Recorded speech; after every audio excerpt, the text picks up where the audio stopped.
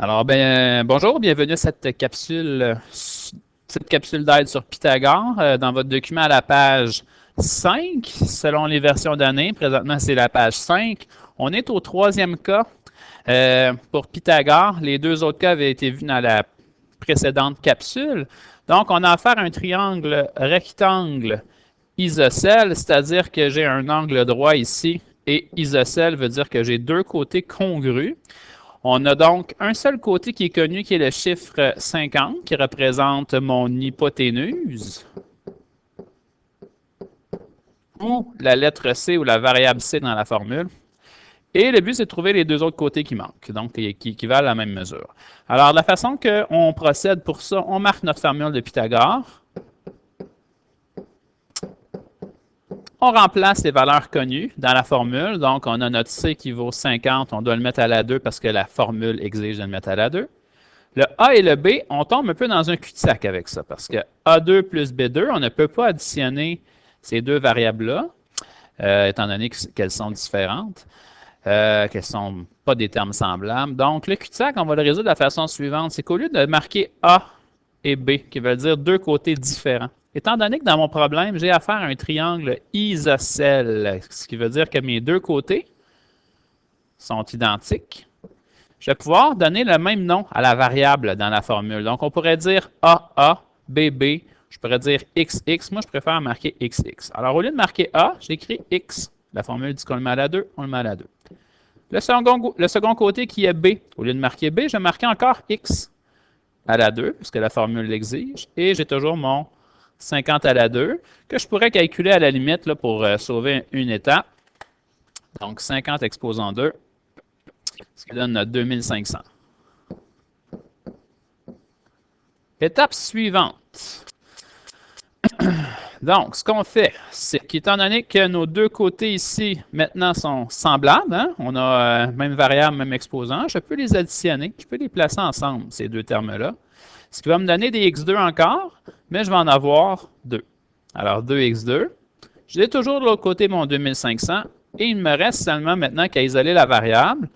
On divise par 2, hein, parce que dans PENMAS, qui est notre truc mémotechnique, quand on isole une variable, on commence par en bas.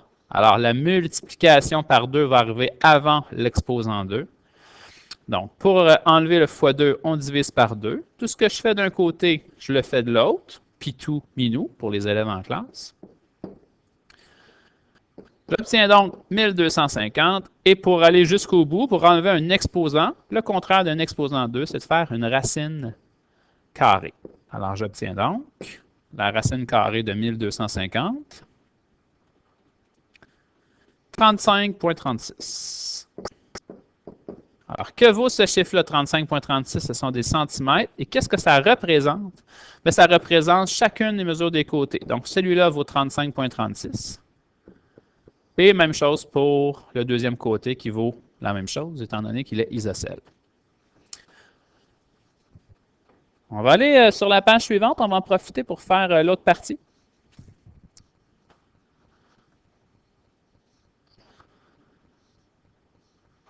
Alors, page suivante. On est rendu à la page 6, là, selon les versions d'année. Ça s'appelle la réciproque de Pythagore. La réciproque de Pythagore, en fait, qu'est-ce que ça représente? C'est simplement le fait que la relation de Pythagore nous permet de déduire des côtés, mais aussi permet de prouver qu'un triangle est bel et bien rectangle. C'est pour prouver qu'un triangle est rectangle. En d'autres mots, c'est pour prouver qu'un triangle possède un angle de 90. Un angle de 90 degrés. Alors, la façon qu'on procède, c'est que peu importe les côtés qui sont fournis, on va toujours, donc dans le cas ici, je peux commencer avec 7, 24 et 25. On va commencer avec l'exemple 2. Si le triangle est rectangle, le côté qui mesure 1, 1, 1 est l'hypoténuse, car c'est le côté 1, 1, 1. Alors, l'hypoténuse, c'est toujours le côté le plus long. Dans ce cas-ci, on a 25. C'est le côté le plus long. D'accord? On peut fonctionner comme ça. On vérifie l'égalité de la relation. Donc, on rentre les chiffres de Pythagore, les chiffres dans la relation de Pythagore, pardon. J'avais oublié de marquer A2, B2, C2 en premier. J'ai pris mes trois nombres, 7, 24 et 25. Je les ai rentrés à la bonne place dans la formule, le 25 étant l'hypoténuse, obligatoirement. Je me mets à calculer ce qui se calcule. Donc, 7 à la 2, c'est 49.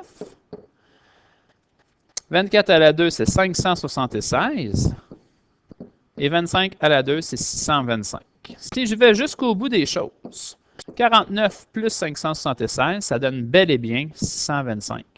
De l'autre côté, j'avais toujours mon 625 que je peux recopier.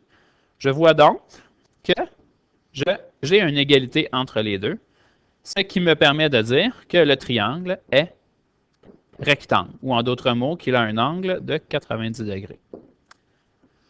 Le cas contraire, donc je recommence le même problème, la même démarche, c'est-à-dire, je vais le faire en vert, 6, 7 et 9.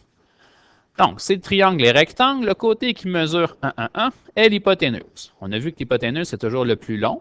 Dans ce cas-ci, ça serait 9 cm. Car c'est le côté le plus long. Même réponse que tantôt. Alors, dans la formule de Pythagore, A2 plus B2 qui est égal à C2. Ce que je vais me mettre à faire, je vais vérifier s'ils sont bel et bien égaux, comme c'est marqué ici. Là. Le petit point d'interrogation est facultatif, c'est juste pour dire qu'on va vérifier s'ils sont vraiment égaux à gauche et à droite. Alors, 6 à la 2 me donne mon 36. 7 à la 2 me donne le 49. Et 9 à la 2 me donne 81. Si je vais jusqu'au bout des choses, 36 plus 49, 70, 79, 85. Donc, à gauche, on obtient 85. Et à droite, j'avais 81. Présentement, si on analyse ça, j'ai une égalité qui est fausse. 85 n'est pas égal à 81. Tandis que tantôt, j'avais une égalité qui était vraie. Alors, lorsque j'arrive à un résultat faux, j'ai la preuve que le triangle n'est pas rectangle, c'est-à-dire qu'il n'a pas d'angle droit. Ça peut être un triangle, sauf que l'angle va être peut-être de 89, 88 degrés, 92 degrés. On ne sait pas, on ne peut pas le savoir, du moins en secondaire 3. On va trouver les outils en secondaire 4 pour définir les angles. Alors, c'était tout pour cette petite capsule. Dans les pages suivantes, c'est plus des rappels sur le secondaire 2 et des exercices. Donc, je vous remercie beaucoup. Vous pouvez consulter les autres capsules à votre souhait pour améliorer votre compréhension. Je vous souhaite une bonne fin de journée. Merci.